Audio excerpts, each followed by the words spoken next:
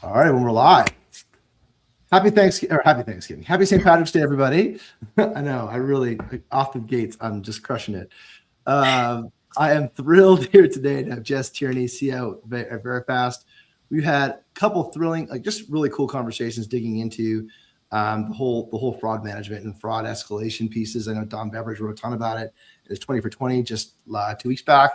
And there's been just a ton of conversation on it, and certainly a lot of commercial activity on it, which is both I think the interesting thing that going on in fraud management and then fraudsters is it feels like it's like an escalating battle of capabilities, both on it's kind of like the radar gun and then the radar detector battle that keeps going back and forth. And it's not going to go away anytime soon, certainly given the economic situation we're in right now. So thrilled to get attached to connect with Jess Tierney. We got caught up at RecCon also briefly. Got to chat with there, and if you see face to face, certainly these conferences are awesome for building out relationships and just seeing people face to face. And I hope everyone's listening today. The interesting part about the conversation, Jess is the CIO at Verifast, and a lot of people talk to me about getting LES, and they say, well, it'd be great if you could talk about internal conversations as well. Of course, you've had folks that have been CTOs, COOs, and all those things, because the truth, I guess the uncomfortable truth that people don't necessarily like to acknowledge is that if you're in a role and in a leadership capacity, you are in a sales role, and you may not be selling your product, but you are selling ideas, you're selling budget, you're selling capital, you're selling all these different things.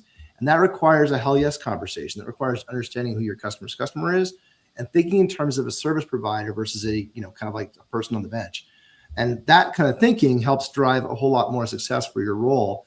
And I had a great conversation even on Friday with a maintenance person and just teaching them the kind of concepts of hell yes around thinking about your customer's customer and how your customer needs to achieve objectives and how can I partner with my customer in order for them to achieve the objectives for their customer. And that kind of modeling, I spoke a bunch with the guys from Funnel, and then even previous to that with Grant from Grant Triska, company name. Nonetheless, so this is brought to you by IRCX. IRCX is AI remote maintenance software for property management industry. We help you inspect things. We help you triage things remotely without having to roll a truck. And everyone who's listening today, if you're on this live show, please add any comments. It makes it super fun for us to kind of be able to engage and answer questions on the fly. If you're catching us in the podcast, Apple or Spotify, just leave any comments there or like us and subscribe. That makes it a whole lot easier for people to find us. That's enough for me. We'll pass it on to Jess. First question we always ask a little bit about yourself and how did you get into this role? And then ultimately, what's the problem that you're solving over at Verifast? Pass to you, Jess. Yeah, so I spent 20 years in multifamily. Started as a leasing agent, worked my way up into, the regional role. And the thing I think that really taught me that basically all of the down and dirty details of multifamily was the fact that I worked across 14 markets in every single asset type. So from lease ups to refinance to renovation to conventional, all of them, I have done them. And I think that it really taught me a deep understanding around operational pain points, especially when it was efficiency, collections, and just resident experience. So I think a lot of people only experience maybe one or two types of assets. So I think for me, that was a huge game changer. And the funny part of this is that I loved my job in multifamily, and then COVID happened. And during COVID, we were doing massive renovations at 5 of my portfolios, and the systems just weren't working in order for me to track what I was doing across vendors. And I was working really closely with Chadwell Supply as my renovation partner at the time. And with all of the interesting pains that came with COVID, I decided that I wanted to step away, and a unique opportunity opened up at Chadwell Supply for their third-party management procurement tools with all of the major property management systems. And walking into that building, there was not a huge adoption of it. They didn't understand the systems. And so I spent 5 years kind of developing a service modeling within Chadwell Supply, for the procurement tools to be utilized and to also teach the sales team how to be the heroes in the field. Because let's be frank, turnover has been high, 70% in the industry. No one knows how to use these tools, and you don't get taught. You just get handed, here's YouTube videos, here's instruction videos, run and figure it out. So I really worked on taking a tool adoption from 9% to 50%, and then reduced our delinquency, because obviously in order for them to pay bills at property, you have to make sure you're using the tools, right? So I went to OpTech for the first time in 2023. And while I was there, I had the pleasure of meeting Tim Ray and Jean Klein from Verifast at OpTech. And I was talking with a mutual customer with Jean Klein, and she kind of got to hear about what I worked on, really hard when I was at Travel Supply. And fast forward to May of 2024, and I got a phone call from her, and she's like, "Hey, Verifast needs you." And I was like, "Oh," and she kind of got to explain to me what they were looking for. And at the time, there was a director of integrations role, because they needed basically the integrations of all the property management systems, which is what I did at Chadwell. And fast forward 3 months later, they convinced me to come on board, and I've been with Verifast since September of 2024. And I started as the director of integrations role. I was quickly promoted to VP of product last year. And then fast forward to October of last year, I am now our CIO. So lots of growth, lots of movement, but it's been a wild ride, but an awesome one. That's really cool. It's an interesting kind of like progression to go from integrations to product to CIO. Like the scope of responsibilities between those three different disciplines is significant, right? When you consider integrations is contact with third parties and external, enabling your existing solution. Product is the product that you deliver, what you sell. And then CIO is the health of the entire infrastructure organization, internal, external, and product.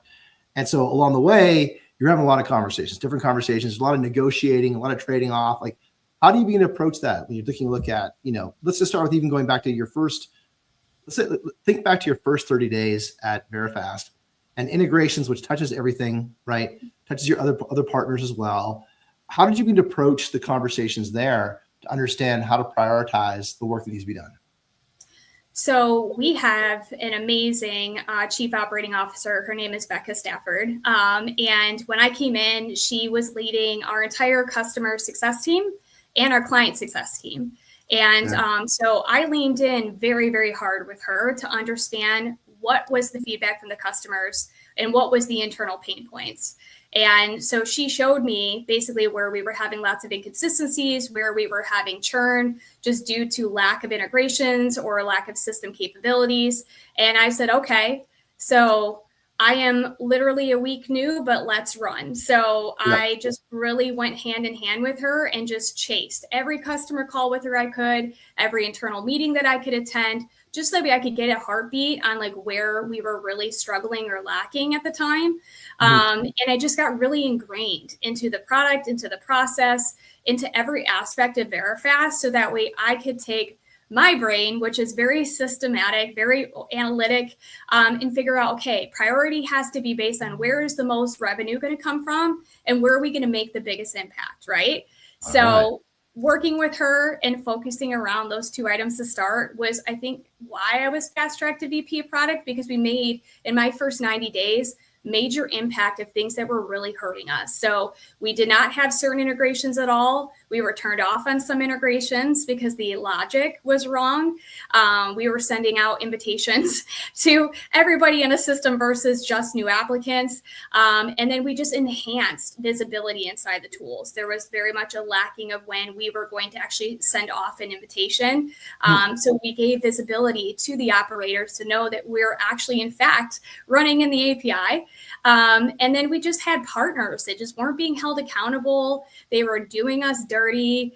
Things that we should have had access to, we didn't have visibility to items. And I just really took, a strong lead in making sure that we right-sized every aspect that touched our product, because our product is integration heavy. Totally. Yeah. How did you manage the politics of that all? Like, you come in new and you see some things that need to be fixing, but you recognize that people all around you have been, they helped build it or set it up or they decided around it. how did you begin to, were you intentional about it, strategic about it, or are you just good at that?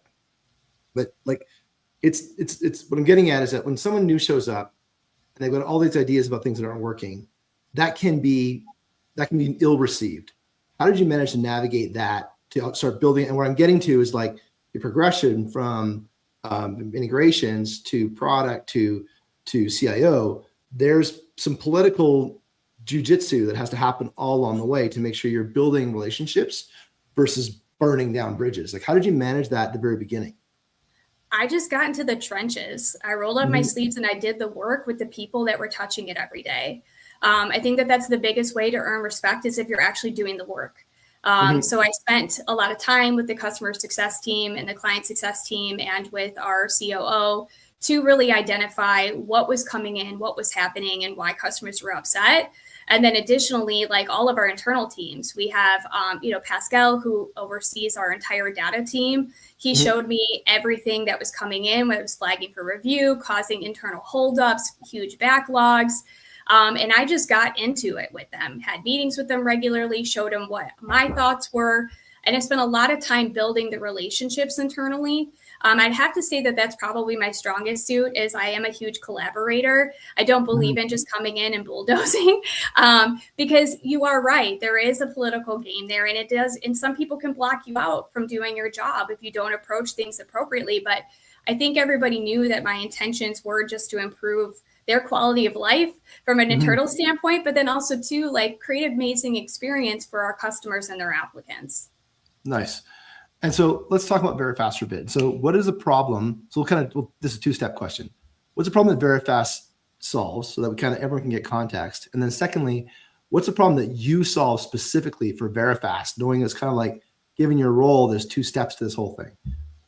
Yeah, so obviously Verifast, we're a fraud verification company. So we take all of the administrative work off of your leasing agents so they can go and be cruise directors and do all the fun resident activities. So they're not dealing with being stuck behind those doors, just processing paperwork. And then also guessing on if this is a fraudulent pay stub or is this ID real and do they income qualify, right? But I think the biggest thing that we solve for is that we give you an education with your data on how to approve more applicants or how to essentially design your criteria to get you more applicants. So solving more of the need around your vacancy and your delinquency.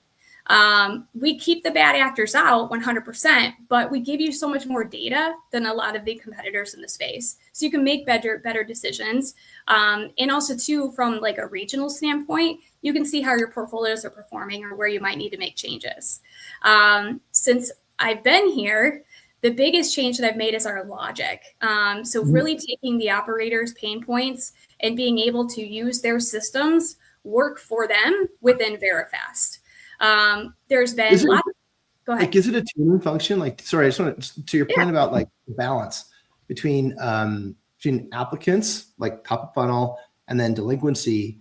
Like, is it really a tuning function where you're trying to figure out, okay, so if I tune down the applicants by more strict application standards, then I'm going to reduce the amount of flow, but I'll have 100%, I'll have 0% delinquency. Okay, that's no good if I've got like 70% vacancy.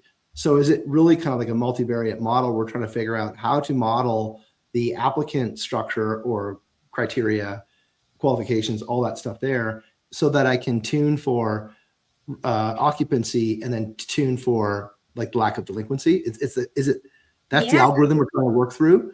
Correct. So we basically take all of the data from your property management systems to essentially show you, where you're maybe just slightly missing the mark.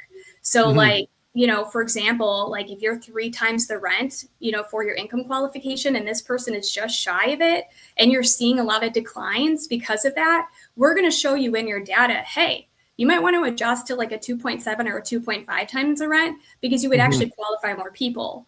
And the other big piece that makes us so unique in this space is that we actually show you your free net cash flow because we look at your debits and your credits when we're doing income qualification.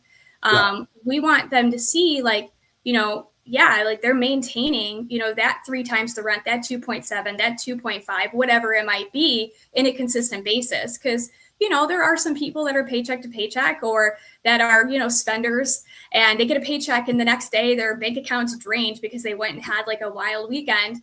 But yeah, we really show you in the data where you can do better for your applicants. So then when you get to like, is it when you get to like the whole idea of like, this is Verifast as a whole, like the way that you get to the principal problem that Verifast solves, is it more that modeling or is it freeing up the time for the leasing agent? Or is it the guessing? Yeah, it's both. Like we really worked on in our product to make sure that we were solving for two sides of the coin. The space, obviously there's tons of fraud verification companies out there nowadays and everybody's got their niche, right? But the data for us is what I think the property managers and the regionals love about us, because we do teach you so much more about what is occurring across your entire portfolios or in your properties daily. And also too, like one of the things that a lot of companies don't track is insider fraud. We track all of the overrides that come in too, so that you can see problems before they're even happening. Because we all know, leasing is commission based, and you got a lot of tension and pressure to obviously lease apartments. And especially when it comes to lease ups, we know how grueling that is. But it is something that we track too. We even look at your marketing sources so that we, like, if your apartments.com or your rent.com leads that are coming in are not getting qualified, I'm going to show you in your data, hey, just so you know, your apartments.com, all of your leads that are coming in are not qualifying. You might want to reinvest your money somewhere else. So we're really, really using the data to make sure that you have a full education on what's happening at your property. So, I think it was interesting to your point about the triple threat of, let's say top of funnel volume, acceptance criteria, vacancy, occupancy, and then delinquency. To tie those three things together, that's not normally how most solutions, or at least how I've heard most solutions consider. Like they really consider maybe just strictly top of funnel. They'll talk about bad debt, but it's not necessarily a model they're trying to optimize for, like a linear program almost. It's just like we're going to do this better so that it's not, these are all these three things that are related. Now, the question that comes to is like, when you get into your buyer, like who is the principal, but you mentioned the property managers, regional managers, are they the principal buyer? Like they have available budget for this kind of solution, or does it go up to the asset manager and or VP level? We primarily focus on asset managers and VP level when it comes to obviously the major management groups. But obviously if there's mid-market, there are property managers that do, become the decision makers. So we're kind of like a wide range of, where we would start to essentially sell. So when you get into the CIO role, I hope this is exciting for you to share, like what kind of, when you go about your customer, so who is your customer? Because CIO can be a very dynamic role and defined differently everywhere, even though it has the same title. How do you define your customer as a CIO role? So for me, I think it starts with the partnerships, right? And then the applicant experience. So like I'm focusing on the people that are actually going through the product.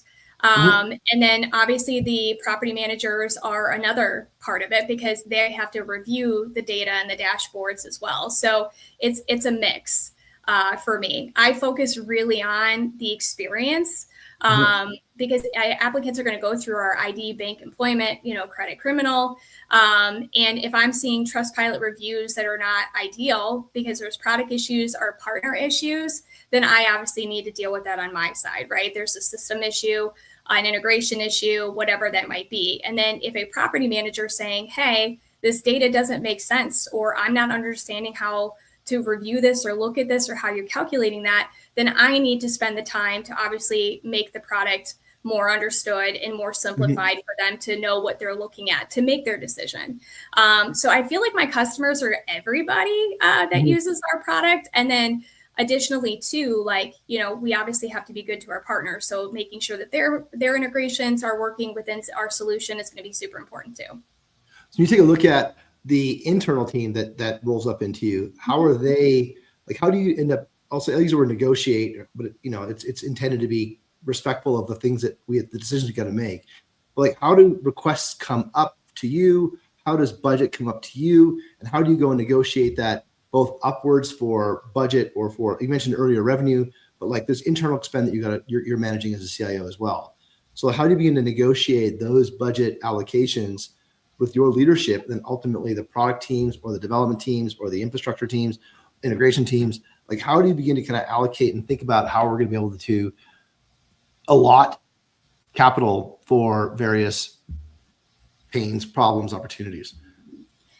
So when things are brought to my attention as a need, typically someone's bringing a product idea to me. So like, whether it's an AI tool or whatever it might be, that's going to help them perform said function or improve a quality of life.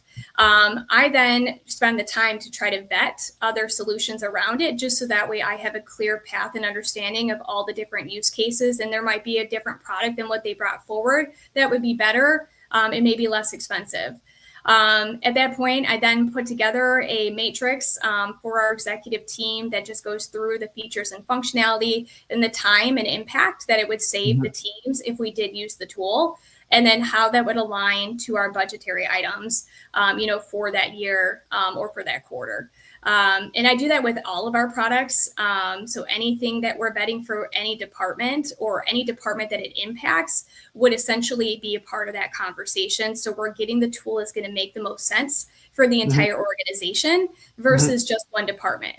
Don't get me wrong, there might be a specific department need, and we would weigh that in the same way. But because we all touch each other and we're all cross collaborating in this company, I try to get everybody's buy-in all the way to sales and any supporting teams below that as well. So that's going to drive a ton of negotiation along the way. Like, how do you begin to, and obviously like the asks will exceed the ability to deliver all the time. How do you begin to kind of like manage that demand flow from the top down and the bottom up? It's my gift, I'm told, that like partnerships, contracts, and vetting, it's like I'm told that I'm a Becca Stafford's like, you're a Houdini when it comes to this stuff. So so for me, it's like, it's just spending the time asking the right questions and thinking about the audience that I'm going to go back to explain what I found while vetting the product. So it's a combination of understanding the details and then the quality and then how that weighs with the cost. And for me, knowing so much about tools in the industry, I have a good idea of what we should be paying, whether it's per API call, whether it's annual commitments, platform costs, and what the competitors are in the space, for me to go back into the contract and be like, okay, I really want to use you guys. You know what I'm about in the space. Hook a girl up. This is how much I'm willing to pay. Can we get there? And that's basically like, what I do with all of my partners. I have a great relationship with every single one of them. There's a lot of respect between it because I understand their pain points. I understand our customers' pain points, our applicants' pain points, and our internal pain points. And I'm always trying to improve in every aspect of our partnerships or integrations. Do you find that as a integration leader, product leader, CIO, you're like, when you see a new product, you're kind of like, do you have to hold yourself back from offering like what you see that hasn't been seen yet, like something that's missing or a UI piece that's missing in the wrong place? All the time. And it's super funny because I'll get on a sales call and we're working on some really cool stuff. And, people will start talking about things that like we're already vetting. And I'll be like, yeah, that's totally coming. And I would love to have you as like a beta partner and blah, blah, blah. And then it ends up like maybe like a week or two later, Jean Klein, our CSO, she's like, hey, Jess, you remember that like thing that you brought up on the call? The customer really wants it now. And so we need to like fast track that forward. I'm like, okay. So then I have to run down that path. But there's a lot of product out there. There's so much to vet. And there's so much that's new. And I think based on the feedback between talking to the customers and being on the sales calls with her or with Avery Smart, who's our regional director of sales, to find out like what's really important is what really helps me vet the partners that we need and where we need to be from a scalable standpoint for finances. When you guys take a look at so then kind of like that negotiation internally and managing and vetting and all those things, I mean, it sounds like it's very much still, and I'm grateful for this because I don't hear this every day, a revenue focused kind of like optimization. You're optimizing for revenue in the technical organization as well? Yes. So I look at everything as, okay, how am I going to contribute to ROI? Like that's all that I think Yeah. about all day long. Yeah. Because, from coming from property management, what were Yeah. you expected, right? And Totally. if you were doing renovations, the banks wanted to see ROI in a very short period of time. So you had to maximize every single thing that you did, right down to the nail and bolt that you put into a unit. So it's just how my brain has been wired for 20 years. So coming into this world, it is what I really focus on is, okay, so if this is what our, charge per door is, or whatever the pricing model may be for that customer, where is it that I can lower these costs to where we have an awesome margin, but they're still getting an amazing experience and the results that they're looking for. And go ahead. It's funny you mentioned that, like the whole, like the conversation that way, right? Like I had a chat with the show, and like when you get in negotiations around pricing, it's really interesting to kind of ask the question. So we get pushed back on a price, and I was like, well, what's fair in your perspective, right? And I felt that, like, and I've used that was kind of coached me years back, is that you ask a question, what's fair, or a prospect, what's fair, and then they'll begin to articulate a little bit further about what they're trying to solve for. And we kind of like agree that the problem should be solved. And we've agreed, and kind of like this, I think it's Chris Foster talks about tracking the agreements. Like, what do we agree on and what is a gap? Not what do we disagree on, what's a gap? And let's understand what that gap is, and ask the question, well, what do you think is fair for a price, right? And then giving you as a buyer for product and tech, like, what the prices is, you mentioned, what kind of things go for, and you can kind of put that forward. Well, this is what I've seen with the prices. And I find when you have that kind of transparency around the conversation, what could surface is that they say, oh, but I also want to buy this, or I'm also needing to solve that. And then you get kind of like those secondary requirements maybe not have been on the table at the first conversation, at the first kind of breath. And that begins to add clarity. And so it's interesting, like price can be a very interesting way to understand what people are actually seeking to solve and how much that is worth to them. Because like when you talked about earlier around saving leasing managers time, like saving a leasing manager's time may be a difficult thing to substantiate. And maybe it's kind of like loose and mushy to begin with, but reducing bad debt expense, that's a serious thing. That's an important thing. Increasing leasing volume and occupancy, those are all like, they're probably three, I mean, in the top three of the top five numbers you're trying to manage towards if you're managing a property. And so like being able to kind of like have a conversation about price in a way that is collaborative can help reveal what we solve as a technology provider, and then what you are seeking to solve, and how much that means to you from a price perspective. We had a conversation with one, they're talking about maintenance coordinators offshore. And so that's their current understanding of how they solve that problem. And so if we're going to replace, or if we're going to append their maintenance coordinators, then that price has to be reflective of what their current perception is, of what that problem costs to solve. And anything below that, anything above that doesn't make sense. And so it's wild to have those kind of conversations, because you can really begin to understand where the value of the product that you're solving, be it internal sales or be it external sales, and how that's all going to come together. 100%. When you're out there and you're chatting about like structuring your plans and all these things, I'm sorry for my dog here. How do you begin to balance out the technical solutions? Like, what have you seen lately? We're going to get to AI in a second, but like, what have you seen lately that really begins to get you excited about the future, either what you're building internally or what guys are looking at externally to partner with? I think all of the bank aggregators that are coming out are something interesting, and there's more people that are expanding in the space. And I think from a financial verification standpoint, that is crazy exciting, because there's going to be different ways that the banking partners are connecting at this point versus scraping. So there's going to be a lot more enhancements and accuracy that comes through. There's going to be a lot more controllability, for the applicants that are going through and what exactly shared and how it's shared. I only see that getting bigger.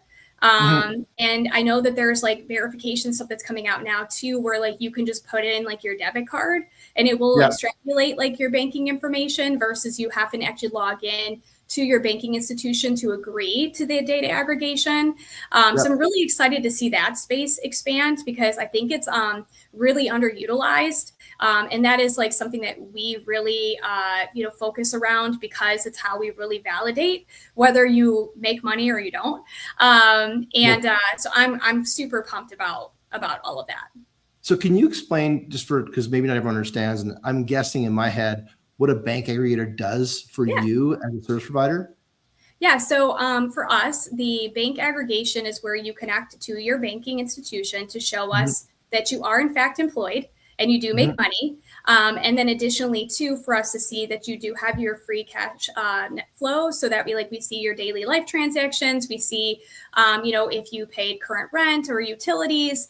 We use all of that data to provide to our customer the holistic true look of that applicant so that they know that they do in fact make the 2.5 times the rent, the 3 times the rent, and they're not just blowing through their money. So, and they can connect as many banks as they want. So you can show us, retirement accounts, you could show us your, credit card, you could show us your savings, your checking, just so that we really get to see everything that you have, from an income standpoint, that would make sure that you qualify for whatever you're applying for.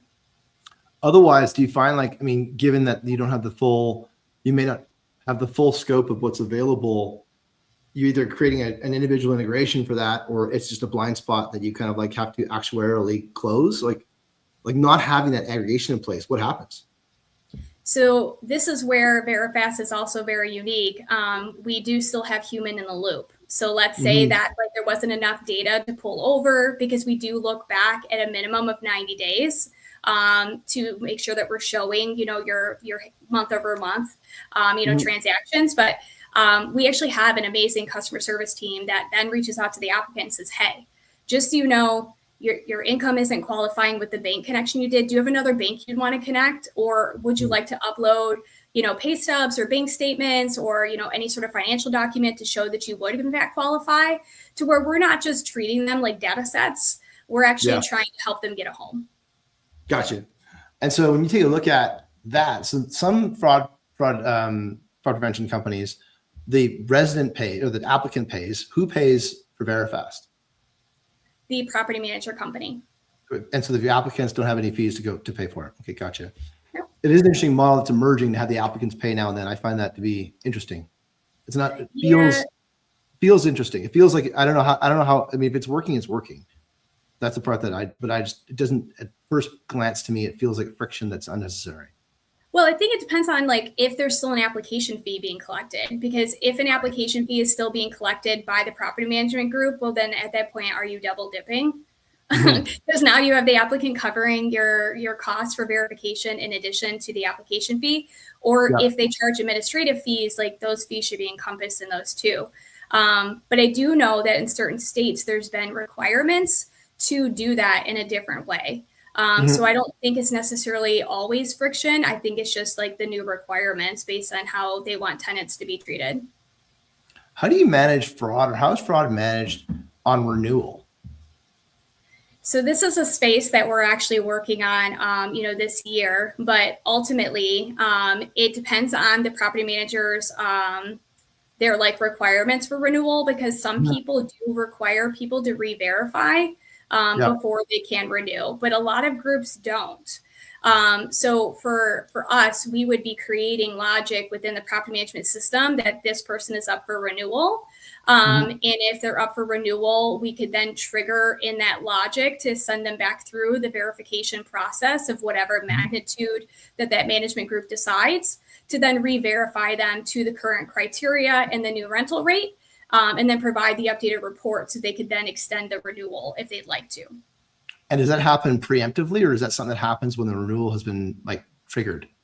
So in the systems, it would essentially, whenever they send out a renewal, there is an API status that does essentially update to show that they've been offered a renewal, and that the verification at that point would have to kick off. Now, we haven't built this yet. This is all net new things that we're working on, but that is everything that you could imagine that you could read in a property management system is mostly available in the API, to where we can then create custom workflows based on how their process is, because that's the one thing that makes us special is we're very anti-black box I try to take my operator knowledge to essentially create that workflow for you that makes sense for your process, because no property management company is the same at all. Yeah. They all are so different, and every region has different requirements, different statutory requirements. So for me, it's been a goal with our COO to essentially make sure that we could be compliant with their asks and the requirements per their state and county requirements. Do you find some people, or does your Verifast find some people who are like some property managers that have no fraud detection in place whatsoever? Yes, all the time. What's that conversation like? I think they turn a blind eye to it. So Becca's from Tennessee, and we went to, the Nashville Apartment Association, and literally everyone was like, "Oh yeah, we don't have a problem with that." And it's like, no, you probably do. You just don't know how to identify it. But it happens every day. I know, like in the Carolinas, like no one really thinks that they have it, but I know that that's a growing area of fraud. And I just think that some of these property manager groups, because they're not maybe as large, they just don't understand how sophisticated fraud has become to even know what to identify, or they just don't have the budgets to have, said software in place.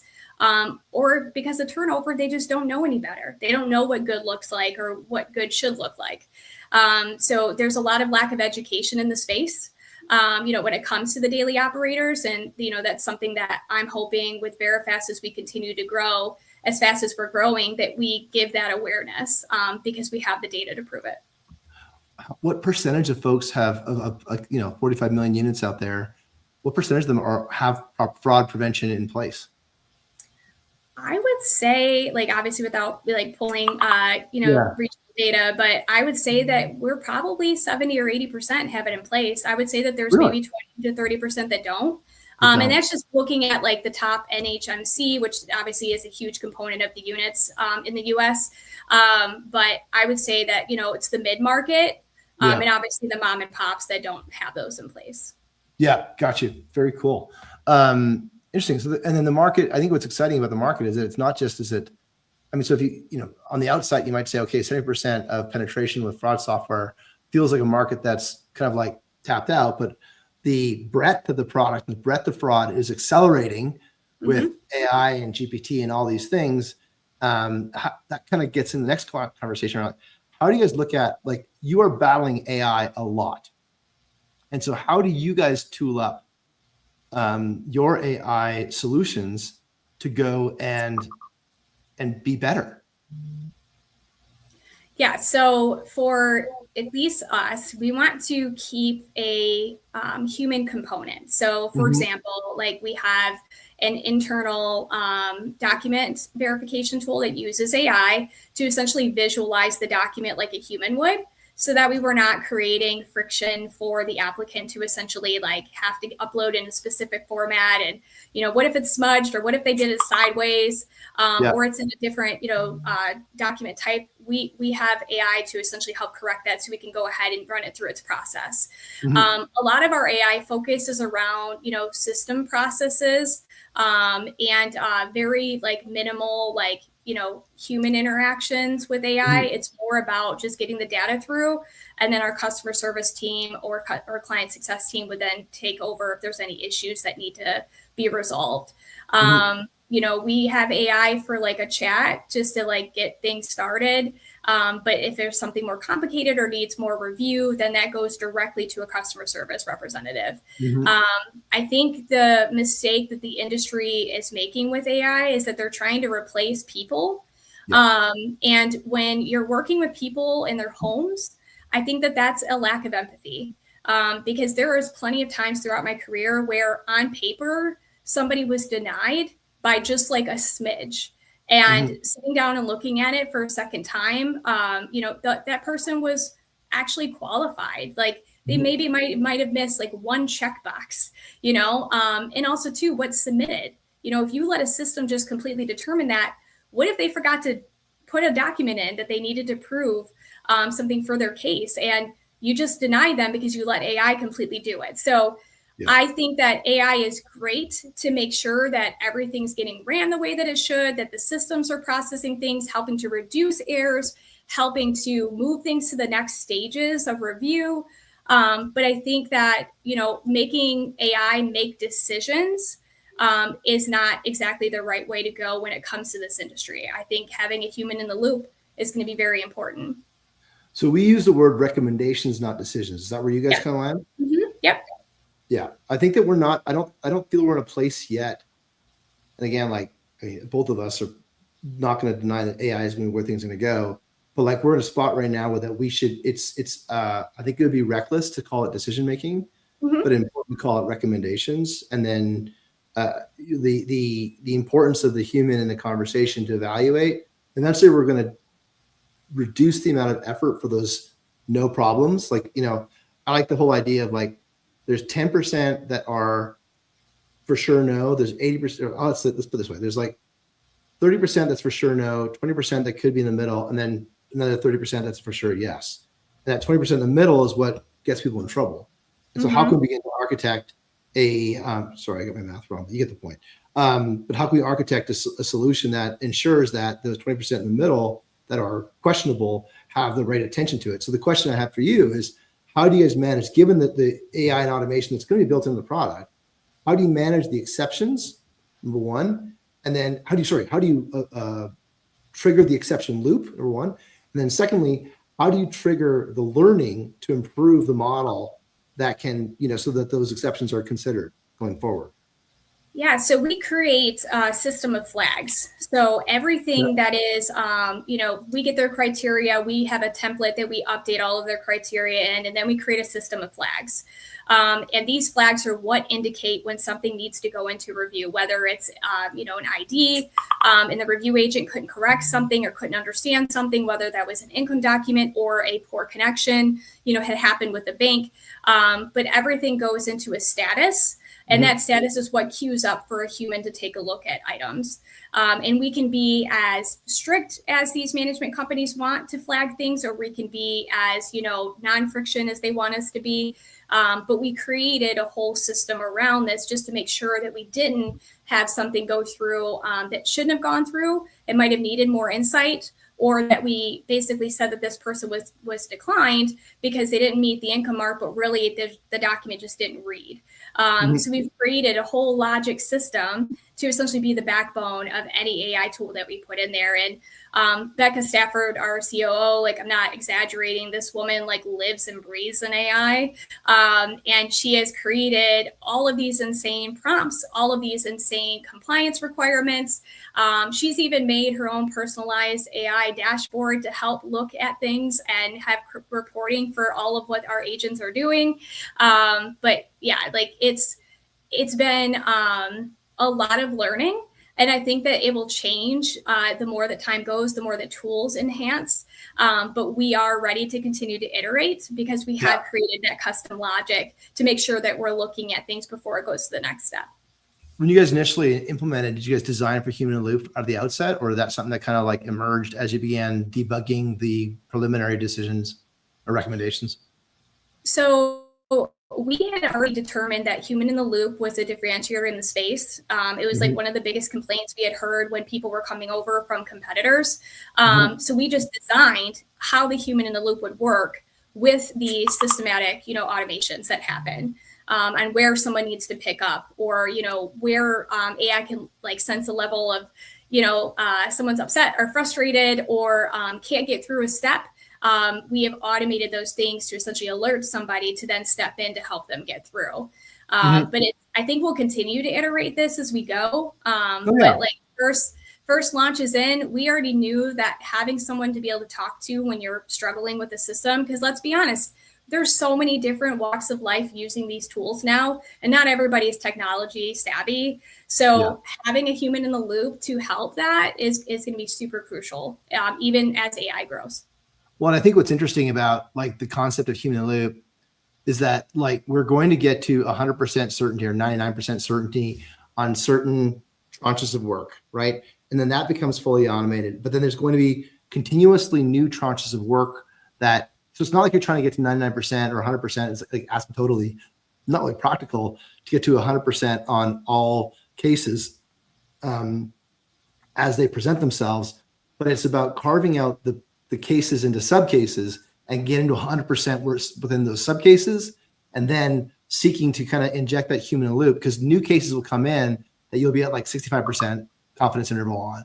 And those 65% confidence intervals, those will have more human involvement. And so like everyone listening, like this AI iteration is intentional, right? I mean, and it's funny to hear about other organizations that don't necessarily disclose that they've got humans in the loop, Facebook, Instagram, whatever you want to do from a social perspective. But that human in the loop is a critical inflection point for quality. Because like we can't just think about speed, because speed without quality is reckless, right? And so if we put that human in the loop with the kind of like off ramps from the existing process, so we can begin to do the work that needs to be solved, then we can optimize for those next tranches that emerge that have lower confidence intervals. And that's where I think that is exciting about AI. The most exciting thing about AI is it's not the work that we know we can do today that makes me excited. It's the work that we don't think we can do with AI that's going to be automated as we begin to kind of hive off the work that can be automated with today's tools and today's data set. And then as we begin to kind of like reinforce the indexing on current data that's coming through and it gets better, the recommendations give a higher confidence interval, then we can get into points where we're starting to automate stuff that we didn't think we could automate before. And that's the part that's like really wowing me. Is when I think about what's possible, it's really about what we can do today and what is going to eliminate that workload from the site, from the people, from the application, from everybody, and from general work.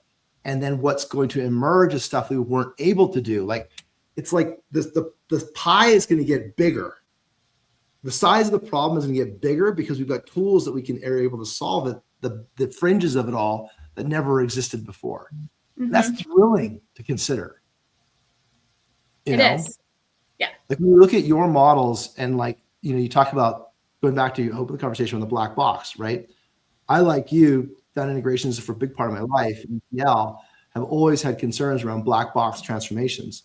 And so when you take a look at what you mentioned earlier about like the system of flags, review flags, we're extending the row of data with the original source into the transformation logic that happens along that iteration. And then that transformation logic shows the math. It's kind of how we used to talk about it, show the math with the result set that begins to drive the recommendation / decision. And that's the exciting part about what you guys are working on. I think that like what's interesting about from our side, from a maintenance perspective, we're leaning a lot on the leasing side of the business to break down the barriers about what's possible. Because when we talk about maintenance AI, that feels even clumsier than leasing AI because it's less digital, it's more analog by nature, it's very contextual. Whereas, there's no form and boxes in maintenance. It's kind of like just like stuff in the real world. But what's exciting is that because of the path that you guys have proven in leasing, fraud detection, all those things, it's opening people's mind to what's possible within maintenance and inspections, which is kind of the other side of the equation. So thank you, everyone inside leasing and fraud and all those areas that are more digital than the maintenance space. Because had you guys not paved that path, it would have been virtually impossible for us to bring up the maintenance side of the equation, because that is kind of like that outer rondial of what's possible when you consider technology, data, and AI. Yeah, and actually the maintenance part of my job when I was on property was the whole reason why I even went down the path of like trying to simplify systems. It's actually what launched me into prop tech in general. Wow. Because working renovations and trying to capture all of that for the banks, for our investors, for our owner, and how lack thereof of that possibility inside of the systems like was terrible. I had a 36 tab spreadsheet for the banks to show like every vendor that I was using, what we were buying for what unit types. I had to map out every unit type to exactly what we were buying from and which vendor, because you couldn't have an all-in-one to show what you were spending per unit and per vendor. And so I created my own way of essentially being able to show that, because it wasn't possible, and the banks wouldn't give us draws unless I could show that. When you're through renovation, the bank isn't just going to give you money like at whim. You have to show them, and then your rents have to forecast to be able to accommodate that stuff too, right? So the bank sees that you're going to be able to pay your loan back, right? But that's how I got into prop tech, because the systems are fragmented. There's not enough, and the maintenance side of it is crazy lacking. Yeah. And I wanted to try to incorporate all of it because for me, that made the most sense. So I went on this journey of figuring that out. And that's what I'm still doing, is figuring it out. I think what's interesting about you mentioned banks 3 times now. Mm-hmm. And not everyone is super connected to the debt part of the model. And I've actually had a few debt folks on and want to have a couple more I'm going to coming on in the future to talk about how because debt to me is magical when it comes to real estate, right? If there was no debt, there would be no real estate. And you talk about how you're building, you just talked about bringing in like spreadsheets and operational level spreadsheets to show the banks from Reno draw. What other bank kind of like gaps are out there that you see that banks are seeking to close? Because like, it's an interesting conversation because not a lot of people see it. They're insulated from that bank conversation. Clearly you weren't for one reason or another, but you're lucky to understand the implication of banks and lending and capital in the progress of those properties. So where do you see the next gap is that banks are seeking to solve? Will be seeking to solve now that there's more data available?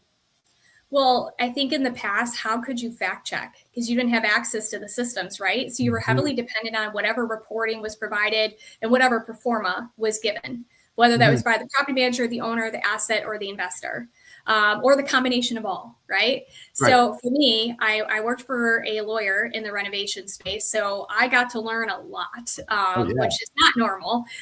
In typically property management, you don't get to work, directly alongside an investor and a lawyer in real estate law to understand all of the different levels that were required when you're doing renovation loans. So I think that the spaces that need to change is that property management systems need to be able to hook up to whatever banking model, that they're using for their bank draws, deposits or payments back versus you're just logging when you're making payments back to your loan. I think that if banks could see essentially how your property is performing in real time, whether it's renovation, whether it's lease up, I think that would automate the items instead of having to compile that every single month to basically say, hey, I'm ready for my next 2 million to renovate. This is what I'm working on. So as much data as I could push back to them to know which units were being renovated, when they were being renovated, when somebody was moving out, the days of vacancy, the loss of vacancy, that way they could do the calculations to see what we're asking for and why and how it makes sense. I see that would be the next step in the financial future. I like what you've said here, because we're talking about bridging the balance sheet and the P&L together with the banks, right? The third party of the banks, which has always been a gap because there's so much summarization that happens on the account side, like the GL account side on the balance sheet, accounts payable, accounts receivable, all those things, like cash, available cash, whatever. And the P&L has all the detail, but the balance sheet has all the history. And they don't really reconcile that well naturally from a pure accounting perspective, much less property accounting. And that is a gap now that you mentioned it out loud, because like they're just, and this I'm trying to figure out, one of the things I'm trying to figure out that's happened over and over again, this is in the renovations business, is that vendors talking about not getting paid. And I don't feel it's intentional. I feel like there's a structural problem to it. And I'm trying to think through why vendors are not getting paid. Separate conversation, but maybe you can think about it for a bit too. Because I'm trying to think about how we can make sure people get paid on time, because it's something that's affecting like the industry as a whole from a vendor perspective, but it's not clear to me why it's happening. And it feels like the fingers being pointed everywhere. I feel like the issue is a lot to do with data and structure, but I don't have that information just yet. So if anyone's listening that knows why or is suffering from that, let me know, because I'd love to kind of dig in and follow the money, because I think it's a follow the money exercise. It's not if we could follow the money and figure out, maybe it is a case that the data of the renovation hasn't been surfaced to the bank yet, so they're unwilling to release the funds. So that means the vendors can't get paid. Maybe that's the problem, but I'm trying to figure out what the problem really is. It's a part of it. It's a part of it, but it's also a chess game. Obviously, like I had to cut the checks at property for all the renovations. Like some places have an accounts payable department and they only do check runs twice a month. And since a lot of people are still using snail mail for like delivering invoices and other items, or if they're not using their systems appropriately like they're supposed to, there's always going to be a delay. So that's why when I was at Chadwell, I really hyper focused on using the tools because it's instant. You send it in, You assign the GL codes for them. It's all mapped to their budget items already inside of their property management system. They can submit that to accounts payable or cut checks with however their operations are. And a lot of vendors do not do a very good job on helping with that at all.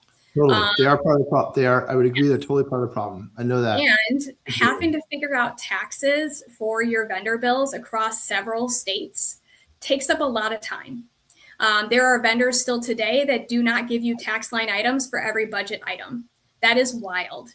Could you imagine have to know all your tax brackets before you compiled your bills to pay them?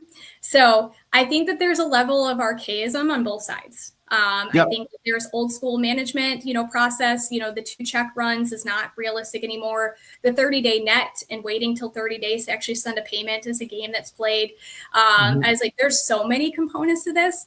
But to your point, if we could essentially marry up banks, with the systems, and essentially they could see what bills are supposed to be paid each month and when they're typically paid and roughly the amounts, it could be allocated and automated if those items were ever brought into fruition.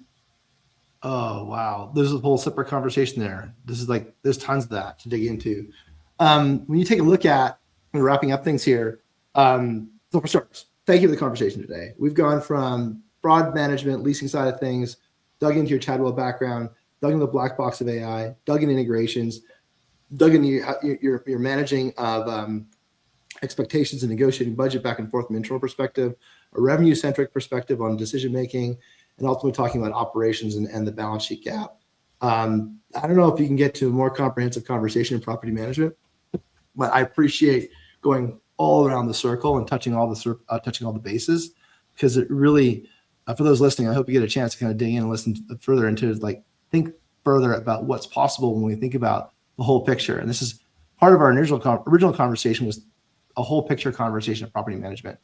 And I feel like we often get stuck in our silos and lose sight of the overall bigger picture, right? Of all the stakeholders or all the people that are involved. It's not just a leasing function or a maintenance function or a renting function or a whatever insurance function or a lending function.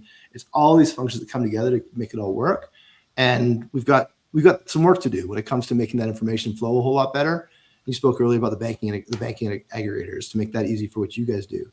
When you go back and take a look at your career, your incredible career and the things that you've learned, what piece of advice would you give yourself back when you started? Touch everything. Just touch everything, question everything. Don't accept, well, that's just how it is, because that's not an acceptable answer to me. Systems are what my brain is, literally it's its own system. I feel like as I'm always trying to figure out where can we connect that gap or change that or make something else make sense. Because every time that you have to take a minute to do something manual, you are literally wasting valuable time at property level. And there's no time to waste. You are busy consistently because you're dealing with people's homes. So just touch everything, question everything. And if you don't know how to do something, make sure that you're getting the resources as well. Because that's another thing too. I think people are very afraid to ask for help in the industry because they don't want people to think that they don't know how to use their systems, but there's so much in these systems. Yardi has a million versions, RealPage, depending on your assets, different. There's so many nuances to these tools.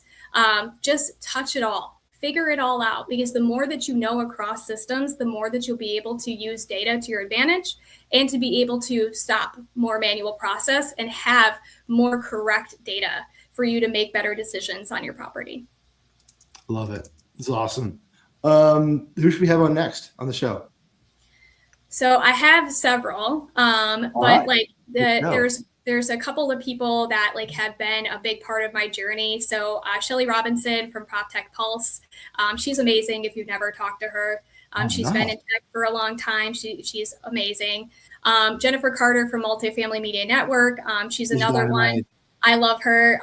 She's been a huge, advocate for me as well, even through Chadwell.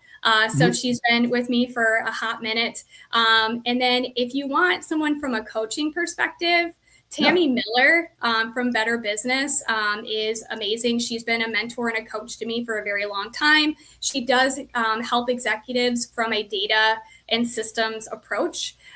So definitely would recommend her as well. And if we want to talk like a partnership, Adam Joyce from MX, which is our bank aggregating partner that we use, would be an awesome person to talk to as well. MX, letter M? Yep. Letter M and letter X. Perfect. And how can people get a hold of you in our chat? So you guys can reach me at LinkedIn if you want to ask me any questions. Otherwise, if you're interested in Verifast, just go to sales@verifast.com, send your inquiry in, and John and Avery will reach out to you like right away to get you into a demo. Outstanding. Well, thank you very much for sharing so much today. And your story is fascinating. It's rare that we get a hold of somebody who's touched them all, right? And had a chance to be intentionally curious about all the parts in there. So thank you so much for sharing. And then, and for everyone listening on the live, if you're catching this after the fact on the live, please add any comments and they will both get pinged on. I'll be able to jump on. And if you are following on the Spotify or Apple, like, favorite, all those good things, it makes it a whole lot easier for people to find us and get more great guests like Jess. This is incredible. So again, it goes back to I think we've had 3 or 4 conversations to date. Every single one of them, I've learned a ton, and I have just a tremendous amount of respect for the work that you've done in your career so far. And I can't wait to sit shotgun and watch you do next because it's going to be exciting. Aw, thank you so much. Awesome. All right. Well, everyone, thank you for coming today. Thank you for listening in, and have an awesome day. Take care. Thanks, Jess. Thank you.